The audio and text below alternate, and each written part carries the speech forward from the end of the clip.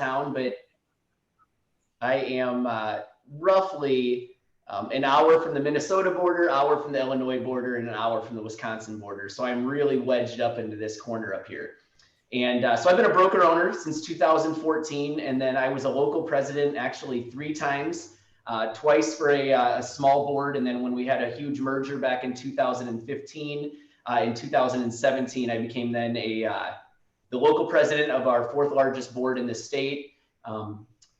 After that, I served as our risk management chair for the Iowa Association of Realtors. I'm currently our RPAC chair. And then in 2025, which when I agreed to do this seemed like a long time away, but it's sneaking up on me, I will be our state president. So a lot of what I focused on, I've also served on risk management for the National Association of Realtors.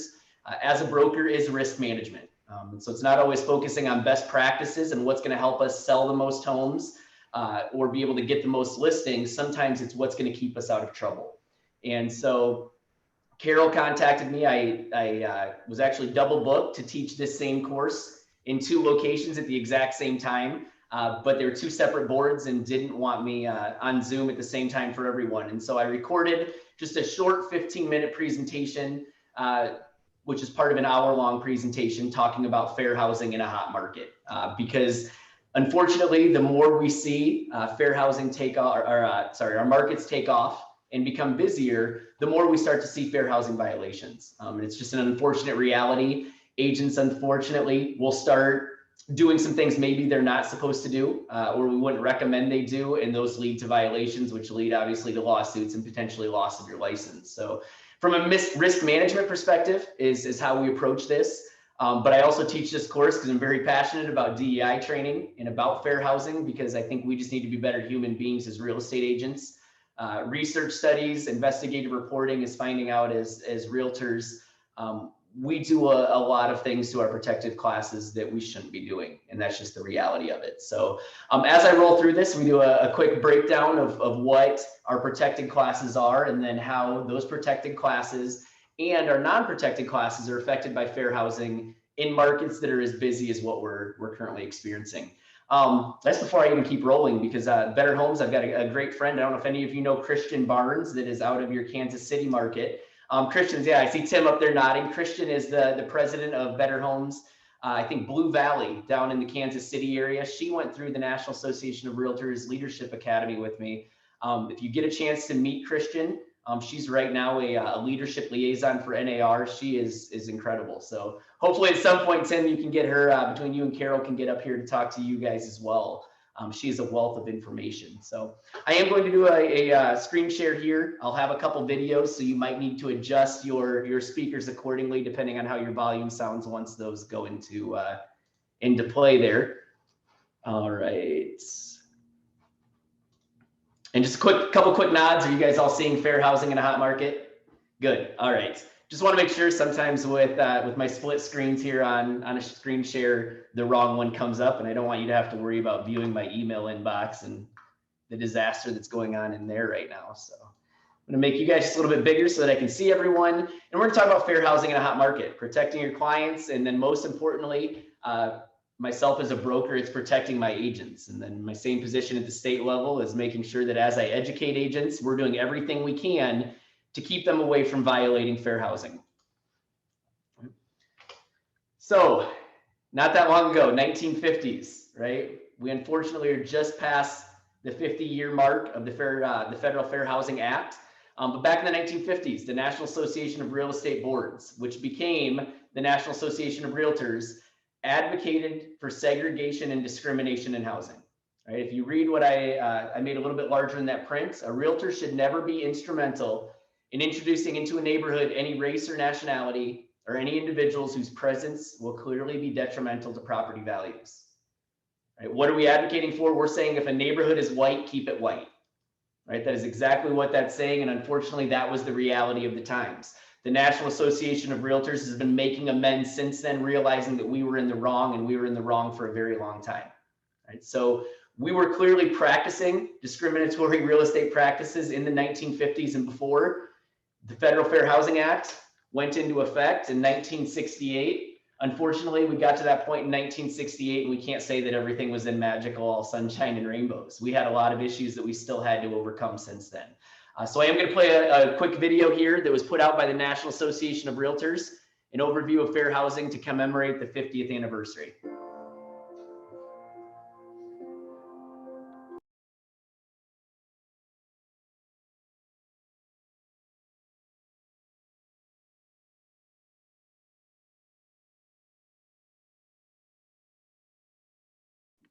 Are you guys not getting the volume? We lost volume, yeah. Oh, that's okay.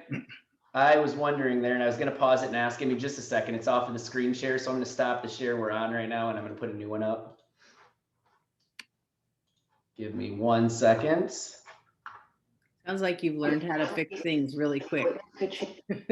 No, you're all right. It's happens sometimes on screen shares when we're doing videos off of 2 separate monitors, but I can fix that. So if you give me just a sec, I am going to do a different share and we will be good.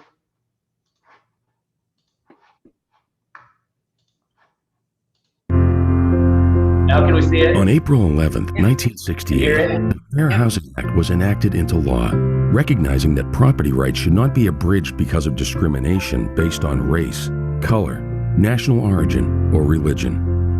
Resistance, harassment, and violence are unfortunately hallmarks of the pursuit of equal housing in our country. For generations, access to housing of choice didn't mean access for all. Where you lived was often dictated by the color of your skin. There was a thing known as white flight. If there are 2 or 3 African Americans in a block, then it's time to go. Real estate brokers that were taking full advantage of those fears, of that flight. That's how many of the communities were changing block by block through the course of a summer. But the population was discriminating. You know, the neighborhood, whenever a person of color came into a neighborhood, people began to sell, they panic, you know. It was awful, you know. In the mid-70s, I was showing a black couple through a home, and I got a phone call from a neighbor who used very offensive language and told me that if I sold that house to that person or that group, that they would do physical harm. We acknowledge our industries and associations' early opposition to fair housing and recognize those individuals and organizations that helped change our policy. For example, in 1947, African American real estate brokers formed the National Association of Real Estate Brokers with a clear fair housing purpose. And that certainly started to give me a platform necessary to not only talk with my realtor brothers and sisters, but to work even more diligently within the community which we came from, which was denied opportunities of property ownership. Many people have given much of their lives to advance the cause of fair housing, often risking more than just their livelihoods. Despite continued opposition across the country, the Fair Housing Act declared a national policy of fair housing by prohibiting discrimination based on race, color, religion, and national origin. Changing attitudes and behaviors proved to be difficult. And the community organizations attacked us that first year, breaking our office windows, demonstrating in front of the office, coming into office. There was a network of ladies that were at home that would call and jam our telephones. Stop selling in our neighborhood, click up. Stop blockbusting in our neighborhood, click up, you know, et cetera, et cetera. Progress has been made. The Fair Housing Act was amended in later years to prohibit discrimination based on gender, disability, and familial status, and to increase enforcement of the law. So when we looked at it and said, now, wait a minute, this makes good business sense to be a positive person in the real estate market and following the fair housing law, that we should get out there and do something to prove and help our members know that they're doing the right thing. When I started out, I remember having people that say, well, I want to go to this neighborhood, but I don't want to go to that neighborhood. And it seems like over time, I mean, we're talking 30-something years, I don't get those questions asked. Where I live, everywhere, there's people all sorts of race, creed, color, age. It's a true melting pot. But many communities remain segregated, and housing discrimination based on race, religion, and more still exists. Only half the country prohibits discrimination in housing against the LGBT community, and HUD reports that the highest proportion of complaints involve discrimination based on disability.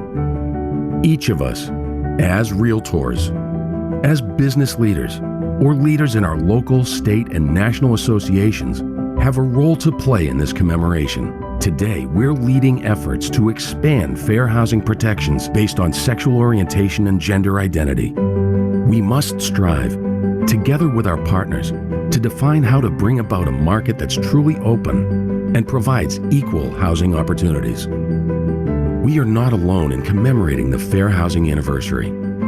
We are working together with our partners and allies to show that our industry is firmly committed to equal housing opportunities and recognizes the unique and important role each organization and each of us has in this monumental endeavor. Fair housing has made us stronger in a lot of different ways. One of them is protecting us in all of these areas: race, religion, familial status, age, everything. Well, we just doing the right thing for people, for everybody. So we're doing what's ethical and what's right. Our Fair Housing Center and the Grand Rapids Association of Realtors works in coordination with each other to make sure that fair housing is absolutely there for all. How will you participate in commemorating the 50th anniversary of the Fair Housing Act? After all, fair housing. Fair housing. Fair housing. Fair housing makes us stronger. Makes us stronger. Makes us stronger.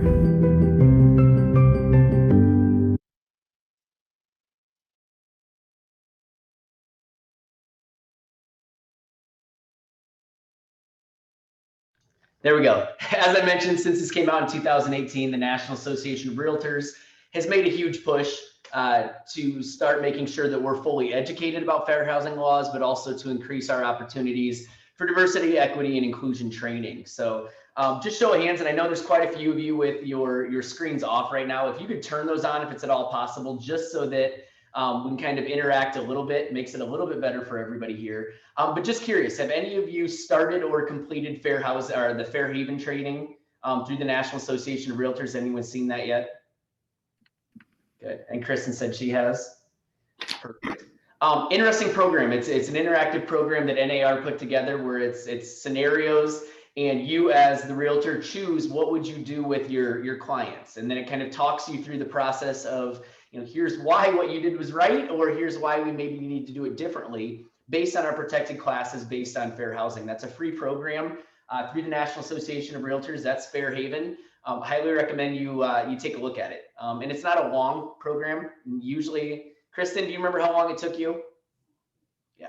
I mean, honestly, less than an hour and a half for the most part, 90 minutes to an hour. It's a great training program. National Association of Realtors and then some states also offer At Home with Diversity. So if you've seen AHWD, that's a program through NAR that they're doing as part of their DEI training. So that's another one, 6 to 8 hours, depending on who's teaching it. Usually you can get that approved pretty easily through your state association for education as well. So those are opportunities through the National Association of Realtors. But we've realized, and it's kind of why I teach this class at the state level, is that we need to create more opportunities for us to have discussions. And that's part of what we do. Is the more we talk about it, the easier it is to fully understand what's happening with fair housing throughout our markets. So as mentioned in the video, yeah, go ahead, Carol. Real quickly, the classes you just talked about, the Fair Haven and At Home with Diversity, yeah, are those like ones that we can bring to our company, or is it? Absolutely. So Fair Haven is one, you can do it as an individual, but you could also do it, you can actually do it as a group. Say, hey, we're all going to get on with our laptops. We're going to go through each case and then we're going to pause and talk about it. So it's set up to be individualized, but we're actually putting a class together right now where it would be instructor led. So we pause and then we have a discussion about it. And that's kind of the situation with a lot of these, same as At Home with Diversity. you could have an instructor teach that. And like I said, 6 to 8 hour class where they're focused on really walking you through diversity training. And obviously, And then big CE for it. Yeah. And as long as you submit that, I don't know how Nebraska works versus Iowa for CEs. For us, if we submit an outline and they understand what that outline is and how it pertains to improving our real estate industry, it's almost rubber stamped. It gets approved every time. Commission approved. Yeah. Yep. Absolutely. So, that's what this class that I'm teaching right now in Iowa is approved for a 1 hour CE.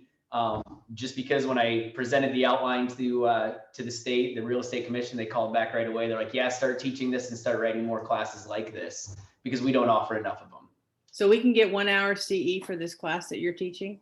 So in the state of Iowa, you can get 1 hour CE if it's Right. through the Iowa Association of Realtors. So, we can always set it up again. This one's not through IAR right now. We could always set it up if you had more people that wanted to do it. I mean, I can do it for any size, but okay, great. Yeah. All right, we'll talk further about that. Yep, Thank absolutely. We do another one that's all about buyer love letters. We touched briefly on those today, but buyer love letters have obviously become a huge issue, and we're going to talk about it in just a second. But it's really tough to write a good letter and not deal with a protected class. So good. Thanks, Carol. 1968, as the video talked about, race, color, religion, and origin were added in 1968. So for the first time in the history of our country, you could not discriminate in regards to housing based on those 4 classes. Shortly after, we added sex. And I say shortly after, but that was 6 long years and decades before that, where if I didn't want to sell to someone, right? If I didn't want to sell to a woman and she was buying it as a single female, I could discriminate against her, right? As a realtor, I could say, I don't want to represent you. My seller, as someone who has a listing, could say, I don't want to sell to them because that's a single woman and I don't think she should own a home, right? That was up until 1974. It's a little embarrassing when we realize that it wasn't that long ago and these weren't protected classes.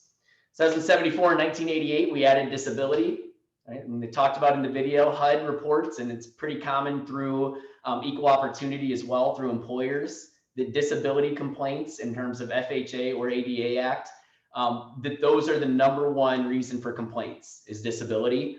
In addition, in 1988, federally protected was familial status. So that meant at that time, and we see this especially in multifamily housing, in apartments. We see it in single family rentals, and then we'll also see it in single family residence as well. But we see the instances where somebody says, you know what, I'm not going to rent this apartment to you because you have kids. Or this is really an area that suits itself to, to couples, but not so much a family of 4 or 5, right? We see that happen. Alternate is when we see someone say, you know what, I really think you should try to find someone that has a family to sell our house to. We raised our family here. We have a sentimental attachment to it. If you could get a family to come, that's what we want as sellers, right? Doesn't always happen, but we see that. Or if our buyers come along and they say things like, you know what, we can really see ourselves raising our family here. We're dealing with familial status, right? Those are things that in terms of violations could be an issue, right? I'm pretty proud of this because I'm an Iowan, but in 2007, Iowa added gender identity and sexual orientation. So at that point in time, in 2007, as Iowans, we no longer as realtors or as sellers could discriminate based on sexual orientation or gender identity. Like we talked about when we talk about the Federal Fair Housing Act, that's not one of the protected classes federally. I know in Nebraska, that's not a protected class. In about half of the states in the United States, it's not a protected class. So as a list agent, right, or as a buyer's agent, if I said I don't want to work with a gay couple or a lesbian couple or a transgender couple, right, and I'm not in one of those roughly, I think it's 26 states right now, right, we could discriminate because of that. Any questions on those protected classes? So aside from that final one, those others that we have up there are the federally protected classes. So regardless of what state you're in, those classes are protected. I always like to remind people that with those classes, it doesn't mean that we're necessarily discriminating against. We could actually be discriminating in favor of those classes.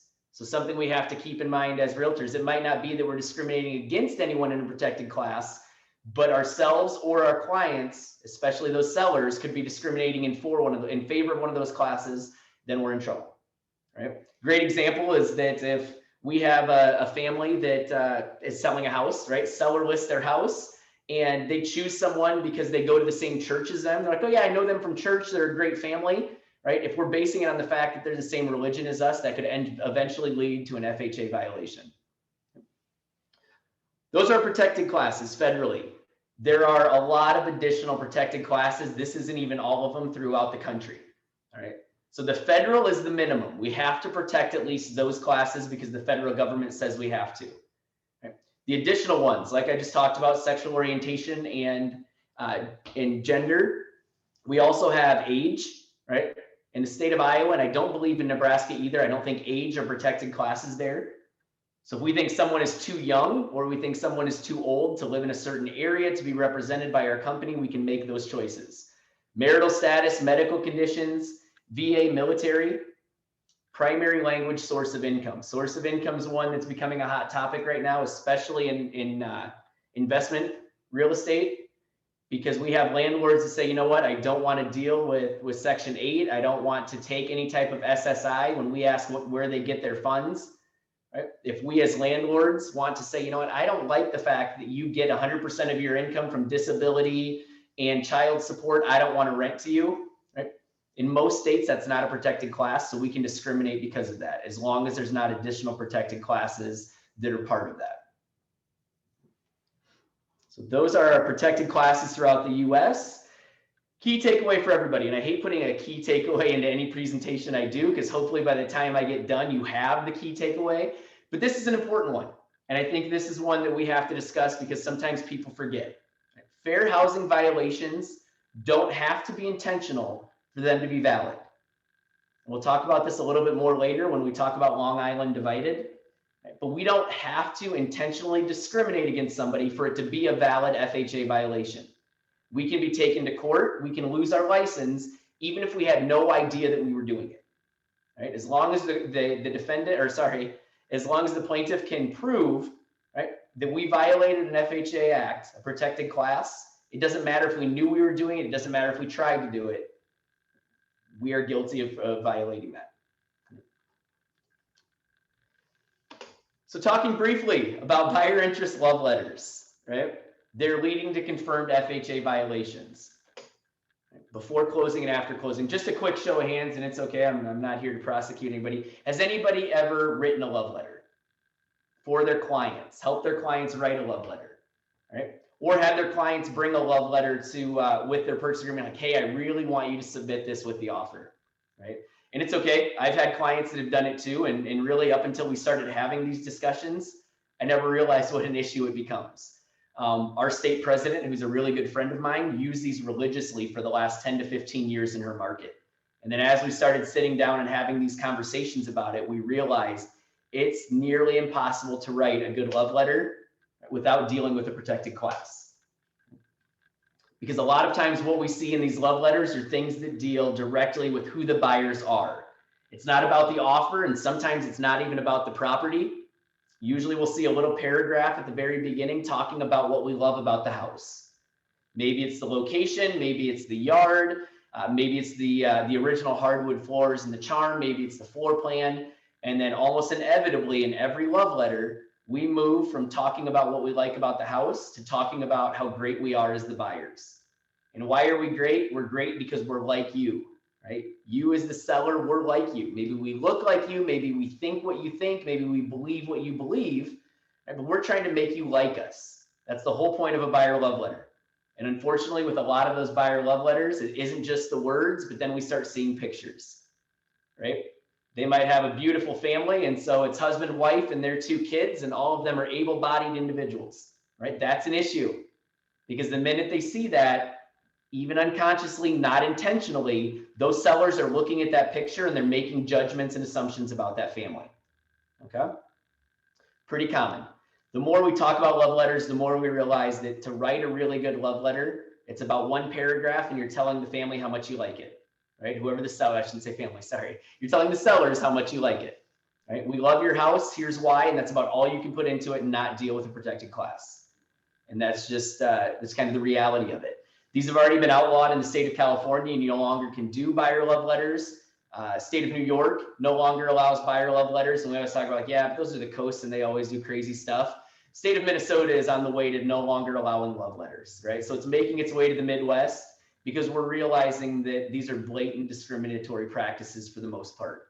As we can see, those red key phrases, these might show up in buyer love letters. right? And they're dealing with protected class. My wife loves your kitchen, right? If I'm a male writing that, we obviously know right away that we're a heterosexual couple. If I'm a female, you can make the assumption that we're a lesbian couple. My husband and children think the yard is perfect, right? Now we move into not only that marital status, in sexual orientation, if it's a protected class in your state, but we're also now talking about familial status, the children that are going to love the yard as well. School nearby would be great for our children to walk to, right? People are like, oh, you know, what's wrong with that one, right? That seems pretty legitimate, right? We've actually got 2 issues with that one sentence, right? And they don't stand out right away, but we've seen in courts that these stand out. One, right, depends on that school. If that school, pretend it's a Catholic school, we have a private religious denomination school that's nearby that my kids are going to go to. Now those sellers can infer, because that's the only school in the neighborhood, that my children are Catholic. We also are referring to our children as able-bodied, right? And I know for most people, they say, wait a minute, you know what, we're getting too PC here, right? My children can walk to school, right? So we're assuming that my children are not wheelchair bound. And like I always tell everybody, this obviously becomes a gray area at times, but when we look from a risk management perspective and what the courts has upheld, these types of statements have been upheld as FHA violations. So that's why we talk about them. We see it also, right? I've seen letters, and the crazy part on this is there are real estate coaching companies all over the place that teach agents how to write buyer's love letters for their buyers. And if you go out Pinterest, or even if you just Google it, there are great examples of buyer love letters that have been extremely successful. But to find one that doesn't deal with FHA violations is a problem. Having the blank church nearby shows what denomination that we're interested in. Neighborhoods full of young families. Right? Again, talking about familial status potentially could be a red flag issue. Any questions on those before we move on? Travis, I know this whole thing is not about love letters, but they are prevalent, period. Yeah. Right, like it or not, until somebody, you know, a whole lot of people get their hands slapped, I don't think they're going to go away unless there's laws and all those things. However, what is your thought process or your observations around when something does get litigated around it? Who files it? Is it the buyer that lost that files it? The buyer that, I mean, like the buyer that won isn't going to file it, right? Yeah, right. Is not going to file it, and actually, it's the buyer that, the seller and the buyer that won that actually did the violation versus. Yep. Versus. And so here's kind of, it's a very good question, Carol. So here's what we're seeing with the litigation on this. So when this is heading to the courts, number one, it's usually brought on by the buyers that lost. If they found out, or it's been brought on by the buyer's agent whose buyers lost, right? So they found out that a love letter was involved, right? And right away they start questioning it. And these are prevalent because our markets are tough, right? And that's why we talk about fair housing in a hot market. Mm-hmm. We wouldn't be doing buyer love letters, right? If we were in a buyer's market and everything was selling for well below price, we wouldn't have to worry about these as often because buyers are getting their offers accepted based on terms. Here, we're not getting our offers based on terms. We're doing crazy stuff like waiving inspections, waiving appraisals, right? Maybe we're saying, hey, we're going to cover a huge appraisal gap. We're doing things we normally wouldn't do. That's why love letters are happening so often. And they're prevalent in Iowa too. In almost every single one of our markets, we're seeing them still be used, mm-hmm. which is why we're trying to say don't. Because here's the wild part, all right? That buyer that writes this love letter is at no fault. So even if they're intentionally putting things into this letter that they know are part of a fair housing protected class, right? So if I'm talking about how white I am, right? I mean, I'm a great example. I've got 2 kids, right? I'm married to a woman. I'm white. I fit that pretty Northeast Iowa description of what our majority population is up here in Northeast Iowa, right? So if I'm writing one, those are the things that obviously I'm including. I'm including pictures of my family. Right? It's what I use in my marketing as well. But in a buyer love letter, that buyer has no responsibility. Right? The buyer's agent, for the most part, doesn't have any responsibilities either unless they helped draft the letter. All right. So that's what we always remind everybody. If the buyer's agent helped write the letter or told them what to put in the letter, right? As far as, hey, you probably should mention, I know who these sellers are, or I've heard about these sellers, you should mention that you love the fact that that church is close by because it's an important church to them. If you as the agent say those types of things, now you take on some of the responsibility and the liability. But if you're not doing those things and all you're doing is passing on a letter that your buyer requires you to pass on, that's your fiduciary duty. If your buyer says, I want you to pass this on along with the purchase agreement, you're supposed to do that. There are agents that right off the bat are telling at the time, if you, I don't, and I guess it's a good question. Do you guys do buyer agencies agreements in Omaha and Nebraska? Are you seeing those become more prevalent or not yet? Some agents do. I don't know. What about you guys? Anybody use those or see them prevalently? Yeah. I don't. Yeah, and we don't see buyer agency agreements that much out of the Des Moines area, but we start looking at some of the larger metro areas across the United States. You know, they're getting used every single time because agents want to get paid. And where people are, you know, there's list agents right now where the sellers are saying we're going to offer $1 to the buyer's agent. The buyer's agent needs to be compensated by the buyers. Now we're seeing more buyer's agency agreements go into effect. But anyway, beside the point, when they're doing buyer agency agreements, they're saying at that point in time as part of their agreement, I will not submit a buyer love letter. So even if you want to include one, I will not submit it. We're agreeing to that up front. But if that agreement isn't made, they say, hey, with my agreed purchase agreement here, my offer, make sure that's included when it goes to the list agent and the seller. You have to pass that along. And with passing that along, that's when the liability transfers to who really gets in trouble. And that's the seller and potentially the list agent, right? Seller is the one for the most part that these liability issues and the litigation gets brought to, because the plaintiff is trying to prove that that seller chose a different party or rejected the offer of the buyers based on a protected class, right? And so that list agent is harm, you know, they're not held in harm here unless they assist in this, or if they read that letter and say, you know what, this is a good letter, I think you should accept these buyers, and then down the road we can prove that it was because of a protected class that it was recommended.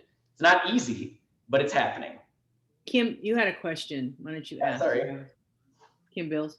Yeah, well, I was just thinking about things from the perspective of being the listing agent. Is it worth us communicating to people writing offers that we don't want to, or just please don't include a letter from the buyer to the seller along with your offer? Yep, and we'll talk about it later, but we might as well talk about it now because it's important. We're seeing a lot of list agents because they're realizing they're the ones who could get in the most trouble for this, right? And buyer's agents right now are getting pretty motivated to gain a leg on anything they can possibly do.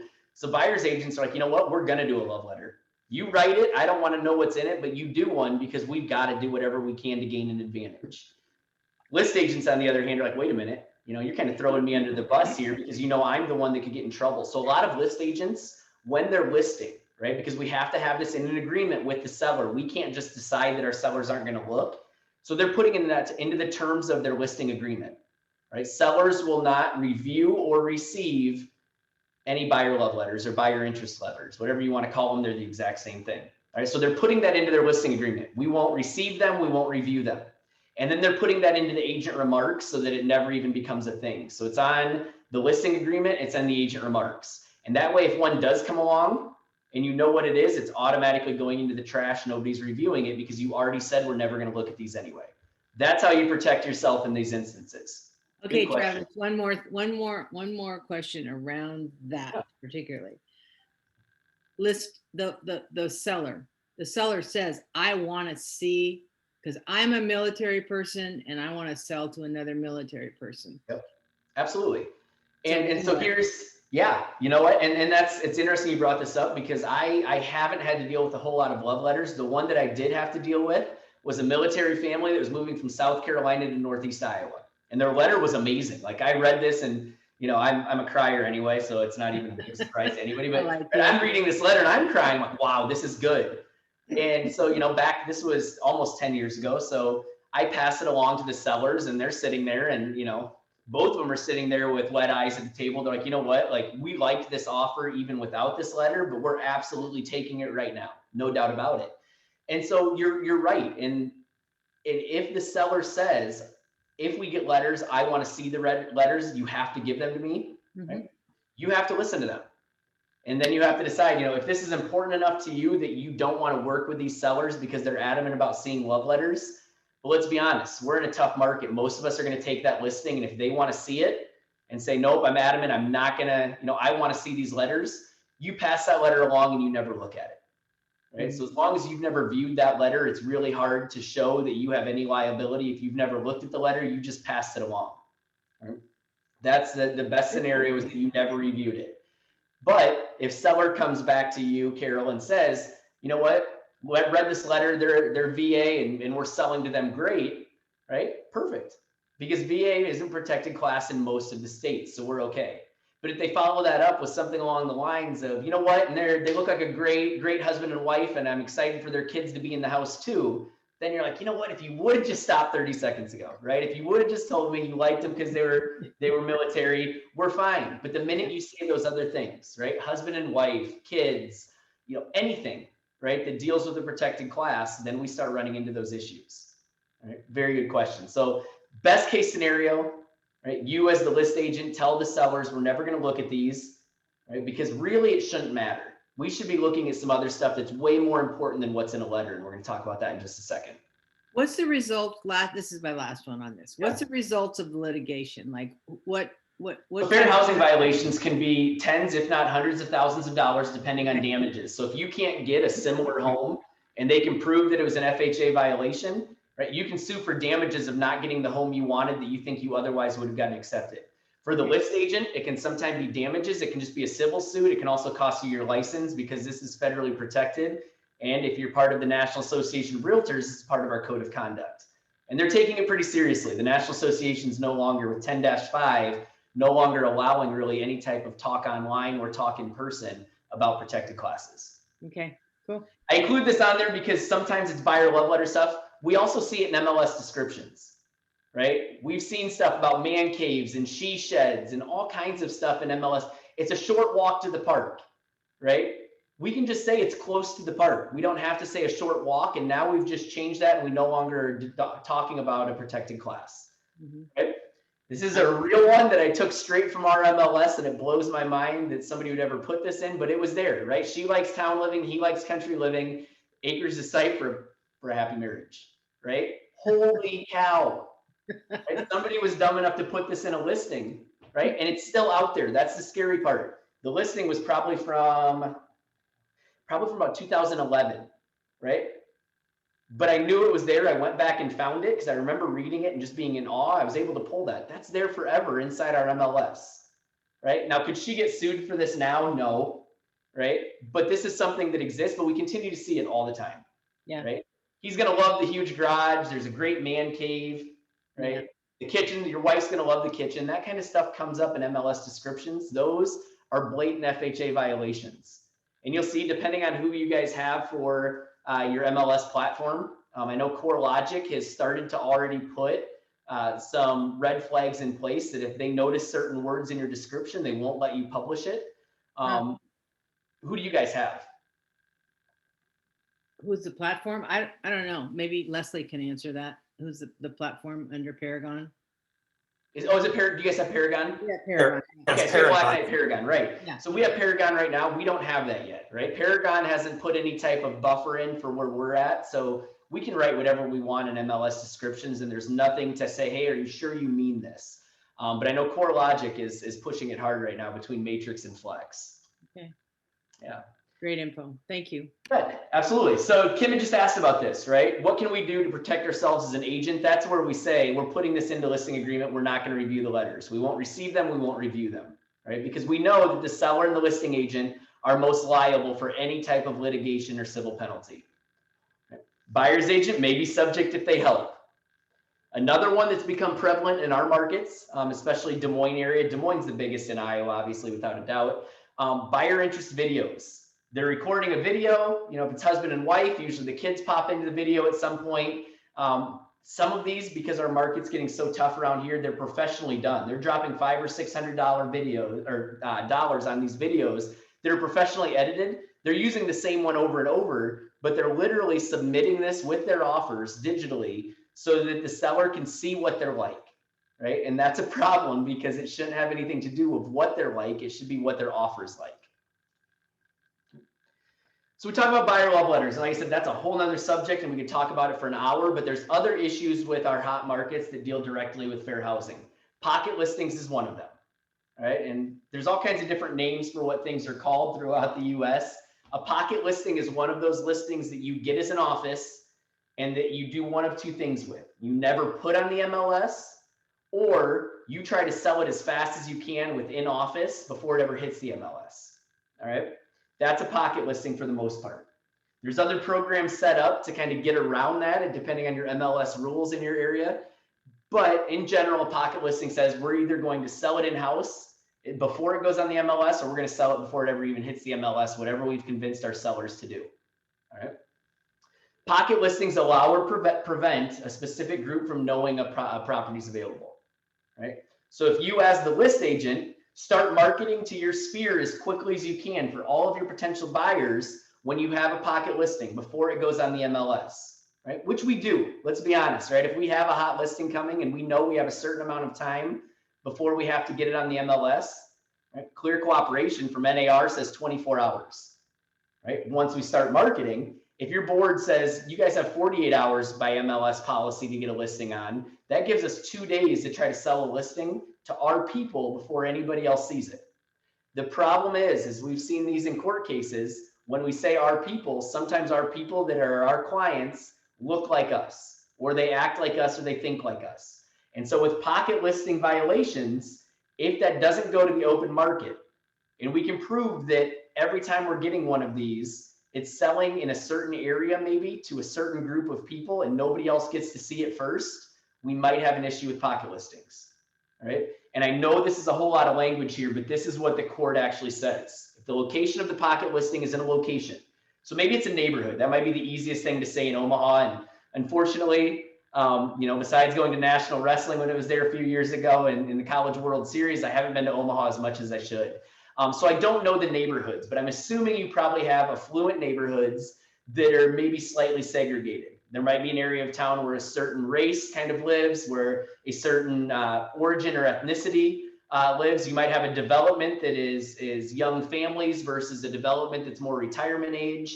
Right? If we have pocket listings in those areas, and those listings are selling to people that fit the mold of what that neighborhood entertains or that part of town entertains, before the rest of the general public gets to see it, we could have a discriminatory effect. That's what all of that wording is saying right there.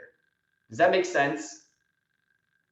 And I know it's a tough thing because, right, I'm a broker owner. I get it. If my agents can go out, and I should know this, but is dual agency allowed in the state of Nebraska? Can your brokerage represent both the buyer and the seller on a transaction? Good. Okay. All right. Us too, thank goodness, because we'd be in a lot of trouble up here if we couldn't. But I want my agents to go out and try to sell it to their clients before everybody else sees it. Right? If we can do both sides in-house, we come out a lot better. And especially as broker owner, I like seeing that. Right? But if the problem is if all of my agents look the same and we all have similar looking and acting and thinking groups of potential buyers, we can set ourselves up for fair housing violations. Any questions with that? That's pocket listings. Delayed showings is a completely different thing. Right? Do you guys have delayed showings, coming soons, any type of program like that in your market? Yes. What are the parameters for that? Can somebody explain that, what you're coming soon, or what do you call it first? And then what are kind of the rules that your board puts into place? Leslie's going to speak to this. All right. Leslie, you there? Let me see. Is Leslie still with us? Or Tim, either one of you guys can give us that. Yeah, we follow the National Association guidelines. The clear cooperation policy is what we follow. So basically, if you want it coming soon, it needs to be and you put a sign in the yard. It needs to be in the MLS within 2 days, so on and so forth. And then if you want it to be effective now, but showings don't start for a week, the maximum you can do is a week. Good. Okay. Perfect. So that's why I asked, because it's different all over the place. For the most part, that's kind of becoming the general consensus, is that once you put that sign in the yard, you have a specific amount of time to have it online. And then once it's online, there are still a lot of boards that are hesitant to do any type of delayed showing program or coming soon program. But that's what Tim just said. If you want to wait on showings, you wait a week. right? But that's the max you can get. That's a coming soon or delayed showing, right? The courts are telling us that if we want to prevent fair housing violations, especially with pocket listings, but more so in unbelievably hot markets, this is a great way to prevent those cases.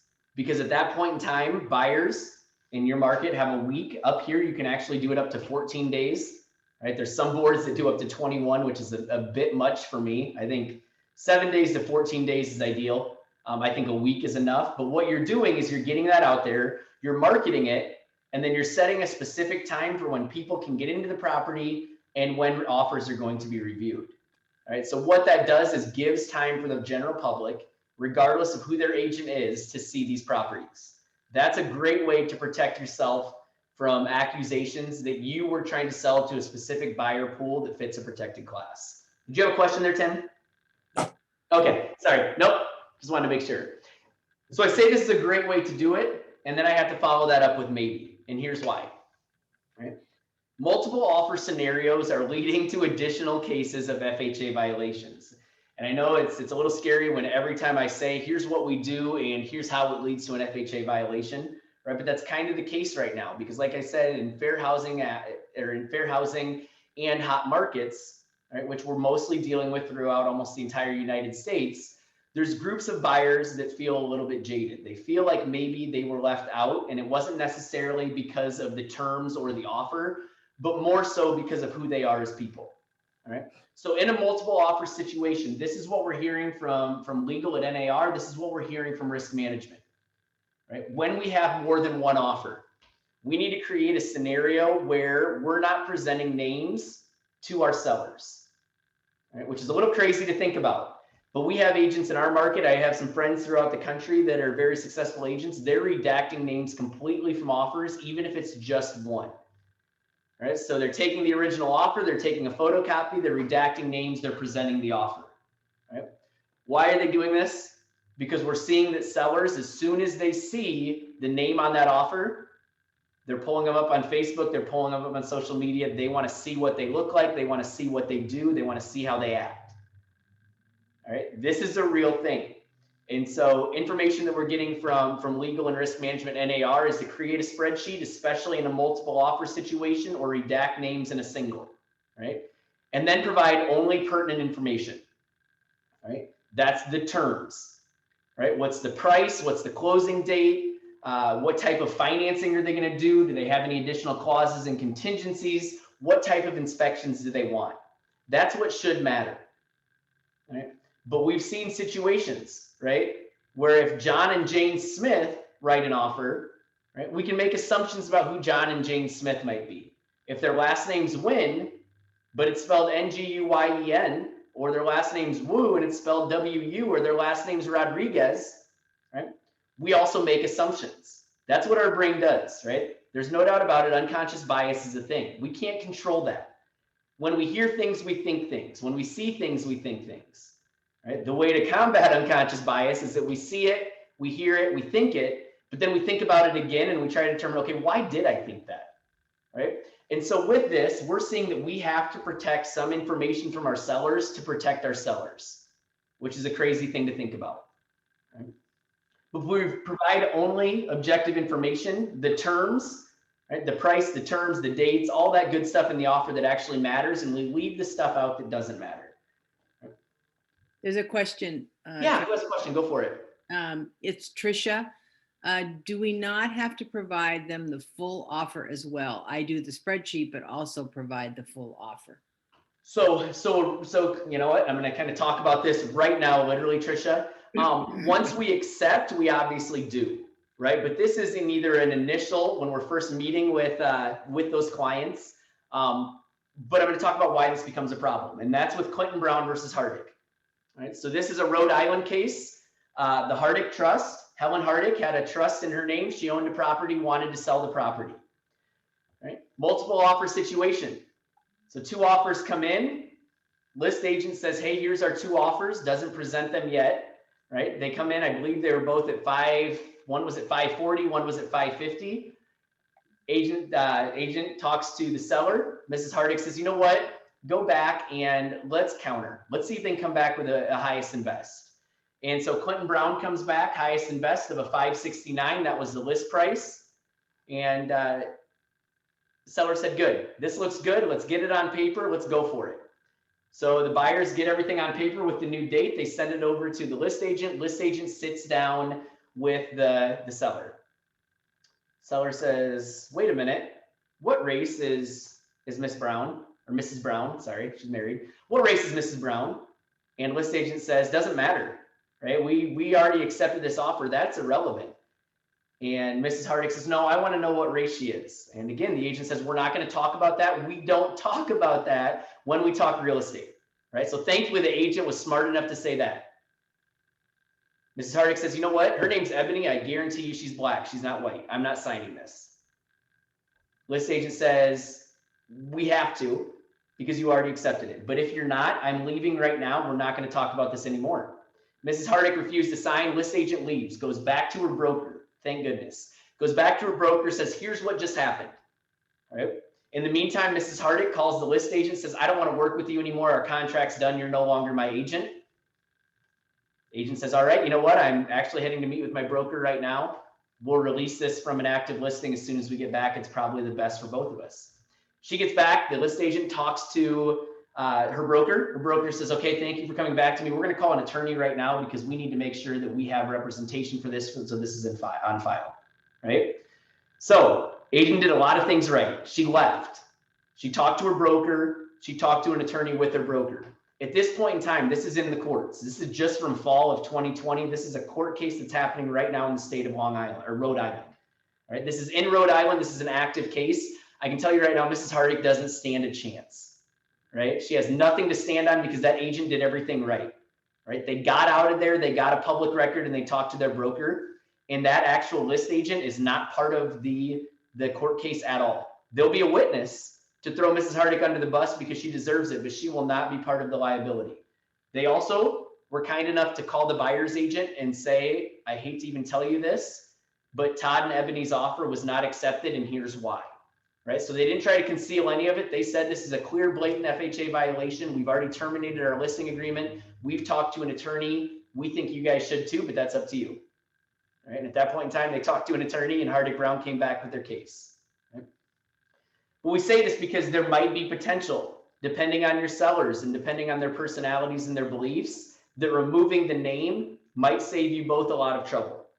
But it doesn't mean it's necessarily going to save all the trouble. And that's why I said maybe before, because when you sit down to sign the final actual agreement, like Trisha said, don't they have to get the original? Absolutely. We have to sign it eventually with the names on it. We can't have a redacted offer that's an actual purchase agreement. Right? So stay objective. When your sellers ask questions, right? Objective questions, remove the unconscious bias, talk about the things that matter to the offer. Those are your terms, right? This is what we should look at. The offer, not the people, the price, the terms, financial condition. Are they already pre-approved? Is it a cash offer? What are we dealing with the financial likeliness to close that transaction? We always talk about liking the offer, not liking the buyer. That's why I don't like buyer love letters, because a buyer love letter is trying to get you to like me. It's not necessarily trying to get you to like my offer. Any questions on what we just talked about with pocket listings, delayed offers, multiple offer situations? Perfect. No, this is great stuff. Keep going. I enjoy it. It's something I'm passionate about. So going into the next one, just show of hands, how many of you have seen Long Island Divided or read about the case Long Island Divided? Good. All right. This is a fun one. And I don't say fun because it's good or happy story, but it's really interesting. All right. We're going to watch a quick video on this, and then we'll talk about it just a little bit more. We're going to be extending our time a bit here, you guys. So just everybody that can stay with us, please do. Undercover investigation that reveals racial discrimination in real estate, and this was caught on camera. Yeah, this is a really important one. The New York newspaper Newsday discovering that some minority home buyers received unequal treatment. Zachary Keish is here with more on this. Good morning. Yes, Cecilia, good morning to you as well. You know, the only color that should matter when you're buying a house is green, right? Do you have the money? But this comprehensive investigation using 25 undercover mock home buyers was done in an attempt to better understand whether race matters when it comes to what options potential home buyers are getting and the treatment they're given. An undercover investigation by Newsday found buying a new home may pose a substantial risk of discrimination for non-white homebuyers in some New York suburbs. The risks to African Americans in particular of suffering potential discrimination was about 50-50. Reporters working in conjunction with fair housing experts for more than 3 years, 240 hours of recordings of more than 80 real estate agents, the testers of different races posing as first-time home buyers. One Newsday tester secretly recorded this real estate agent praising a predominantly minority community when speaking with a black buyer. Every time I get a new listing in Brentwood or a new client, I get so excited because they're the nicest people. The paper says the agent sent the black buyer numerous listings in Brentwood, but when a white buyer asked to see homes there, the agent warned him to look into the area's gang violence and never sent him any listings. The agent in that situation is obligated to give the same information to both sides to the test. The warning about gangs did not come for the black tester, and that's troubling because it should be equal. Newsday also says its investigation showed evidence of some real estate agents holding minority buyers to stricter financial standards. What is your availability? When can you start looking at houses? Taking some white testers to see homes without proof of mortgage pre-approval, but refusing to do the same for some minorities. Oh, so that means I can't go out to see anything. I won't do it. You can try another person, but I don't have the time to do that. What we saw from the Newsday investigation is not unique to Long Island. It's the kind of practices that we see all across the country. And to realize that we still have this level of discrimination, it's very hurtful. In addition to the Newsday investigation, there are multiple probes in housing. All right, so as you can see there, if you haven't taken a look at this, the website alone is incredible. So Newsday, like we talked about in the video, did a 3-year investigation looking just at Long Island, hence the reason Long Island divided. But Long Island is a small community. Well, I shouldn't say small community, but a community within the state of New York. They chose it because it's actually a highly segregated neighborhood. There's 10 different ethnic neighborhoods throughout the area, and so they wanted to see what would happen if we paired a minority with a white buyer, and then had them go out and they tested. And there's actually over 93. They tested over 100, but used 93 scenarios to see what would happen. And they took Hispanic, Asian, and African American for the most part, and paired them with a white buyer, sent them to the same agent with the exact same type of financial approval, and then wanting the exact same types of houses to see if they were steered in different directions. And the results were pretty scary, right? Almost 50%, 49% of African-American buyers were steered in a different direction during those paired testing than white buyers, right? And so they chose Long Island, not just because of its different ethnic and minority population bases in the community, but also because of the fact that it's in New York, right? One of our most liberalized states in the country, right? And this was a thing. We're not talking deep South, where maybe, unfortunately, we would kind of think this isn't that crazy. We're talking Long Island, right? And so with 5,700 different listings and 93 different real estate agent pairings, right? We saw that there's a clear pattern of this. And the scary part is afterwards, they did a briefing with almost every single one of these agents. And they went back and they said, okay, here's what's happening, right? These agents, for the most part, had no clue they were even doing it, right? The one that was here and had told her African-American buyers that she loves getting a listing in the Brentwood neighborhood because the people are so nice, and then told the white buyers that they maybe want to look into the gang violence, didn't even realize she really did it. She's like, you know what? I don't even think I knew there was gang violence there, but I'd seen something in the news that day. She's like, but I don't remember doing this. And that's what they found out in talking to these 93 different real estate agents, is that most of them had no clue that it was even happening, right? That's steering. When we try to move someone to or from, when we direct or redirect someone to a certain area, a certain neighborhood, a certain town, based on a protected class, that's steering, right? And so we always say, stick to facts when people ask. Right? But even that is really, really hard, because we always talk about this, right? Avoid discussions on school quality, because what means, and a couple of you, I'd like you to unmute, and this is, I'm not judging here, but what to you is a good school, right? What makes a good school? Come on, you guys. I'm not answering that question. I actually have a couple of clients right now who are looking for specific grades in a school. And I tell them that there are several websites out there that they can research the schools and they can tell me which school district they want to be in. Public schools, I go by public school standards. I said anything else that is beyond my scope, I can help you with real estate, but I cannot say what a good school is because what my children need is different from what your children needs. Absolutely. And that's the kind of, Krista, you unmuted. Did you have something there? I was actually just going to say, similar to what Kristen said, that I pretty much prefer people to look at ratings and that type of thing. And the hard part is, right? So two of the prominent ones out there are niche.com and greatschools.com or .org. I don't even know what it is because I don't use it. Because here's the issue with that is again, it comes down to they grade these schools maybe based on standardized test scores, maybe looking at graduation rates, looking at the rate of which students go on to post-secondary, right? So I could say, you know what, on great schools, this is the great school district. This is the one you want to be in, right? So if you're in the Council Bluffs area, this is the best school. That's the one that I think as an agent your kids need to be in. But the problem is that's my subjective opinion. Because for you, it might be grades and it might be how well we're doing on standardized tests, right?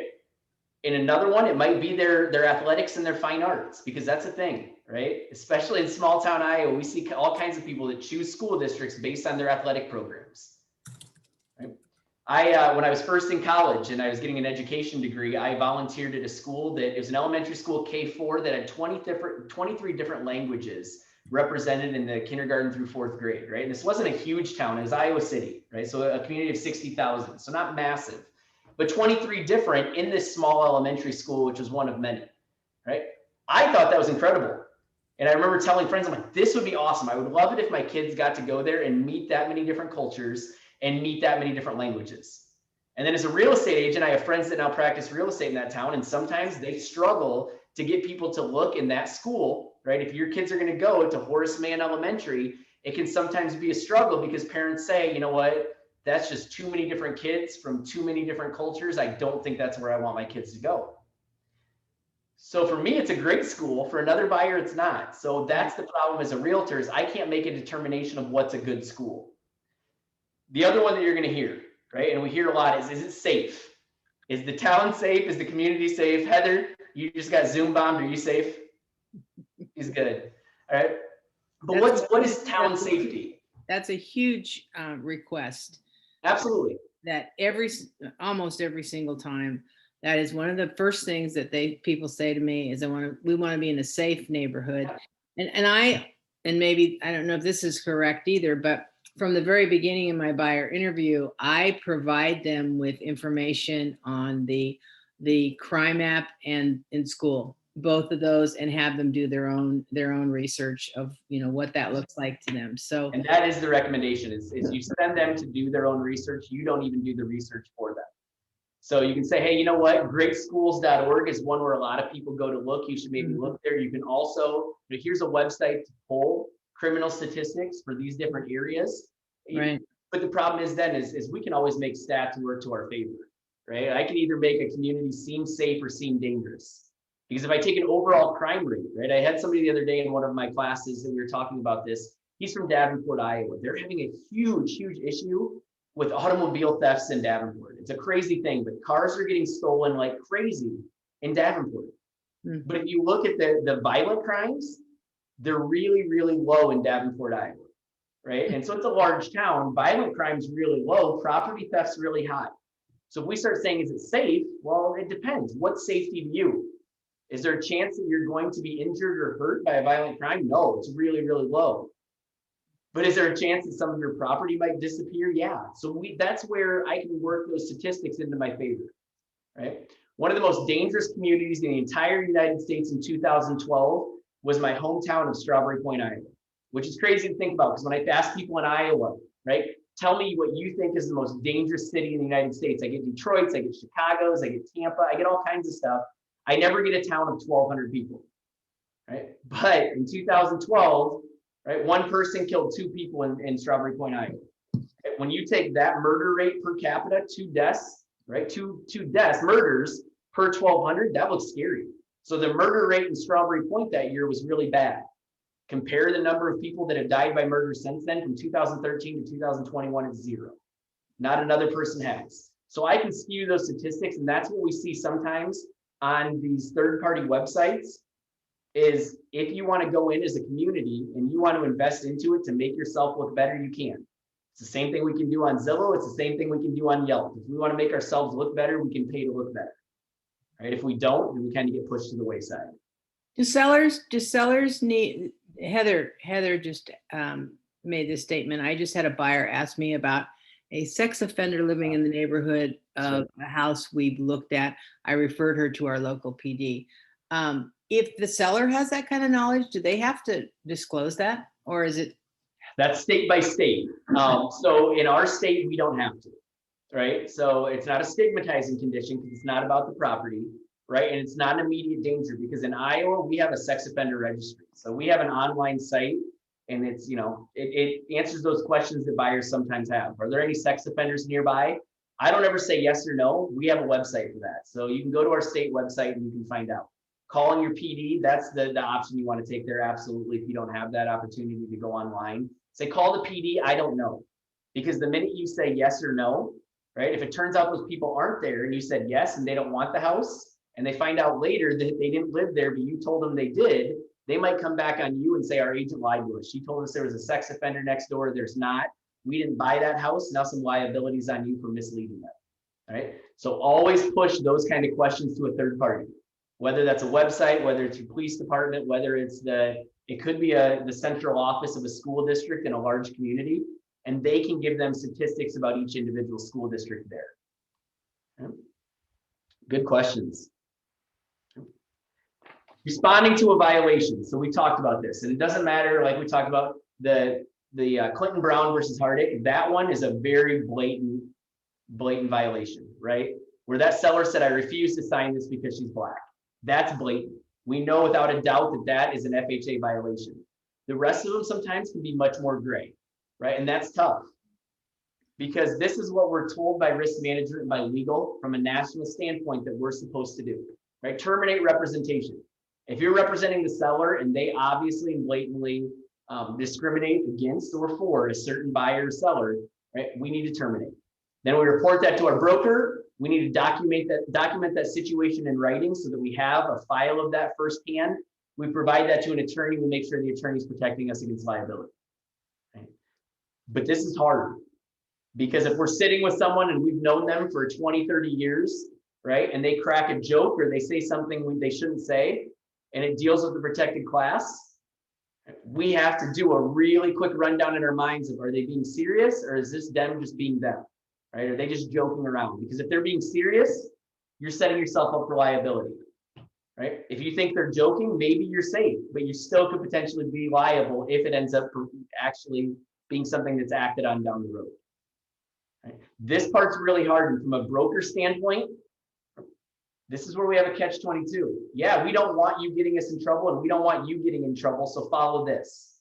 We also need you to make money and we need you to represent us. And if you don't make money and you quit, right, we don't make money.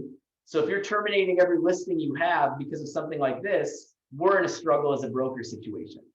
Right? So what we have to do is we have to do a rundown in our mind really quickly with every client that we have. Anytime they say something that's maybe offhand and shouldn't have been said, as to whether there's truth to it and they're going to act upon it, or it's just them trying to make an off-color joke that shouldn't have been said. Right? Questions on this, questions on anything. That's kind of the end of my presentation. And I know we're right at an hour from where we started. So I don't want to, I value your time here and I know it's probably busy for you guys, but if you have questions, please ask. I don't have any questions, but Travis, this has been very good. Thank you very, very much. Absolutely. You bet. And it's one of those that wasn't ever going to write a class like this. I wrote my buyer love letter first, and then our professional development instructor for our state association said, okay, we need more. So we're trying to churn these out as fast as we can, but given the number of times I'm teaching these in a week, I'm not also getting time to do real estate and to write more classes. So, but something that, like I said at the very beginning, Fair Haven is a great opportunity for you to further just your understanding of how fair housing works and how that can affect everybody that you're dealing with and as a real estate agent.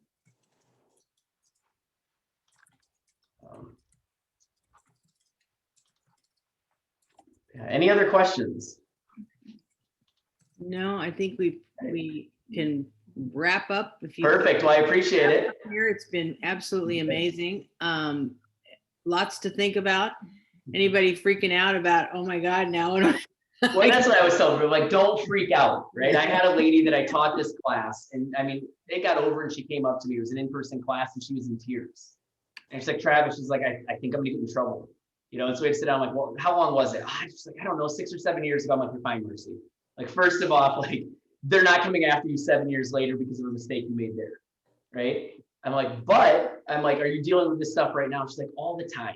She's like, I live in a community where people say to me all the time, I don't want to live on that part of town because that's where this race lives, right? That's a thing. And we see that. We have agents that say, you know what, I don't sell houses there because that neighborhood scares me. Why does that neighborhood scare you? There's probably some type of bias because of that. And so those are things we have to be really careful with in the statements we say. Right? And so don't freak out. Just be cognizant of it. Think about it as you go through your day-to-day business. Are those opportunities presenting themselves? How can you put a stop to them to protect you as an agent? Because risk management is really important. And I think this is a great reminder to everybody that this is one step at a time is where we start to do away with the division that creates the feelings that, you know, are pretty prevalent today. So at home base is probably the best place to start. And this is good just to have that awareness. I really, really appreciate this, Travis. I'm going to have you back. You're brilliant and I love how you teach and I really, really appreciate it. So absolutely. Anytime. Thank you for everybody that stuck with it here. And any follow-up questions, I'll send you out Travis's information. You can shoot him off notes here and there, or just ask us and we'll get back to you. So let's all get better at this. I think that would be the way that we solve it all. So, okay. Thanks. Thank you for those who participated. Thank all of you. I appreciate it. Have a good weekend. Thanks. You too. Thank you.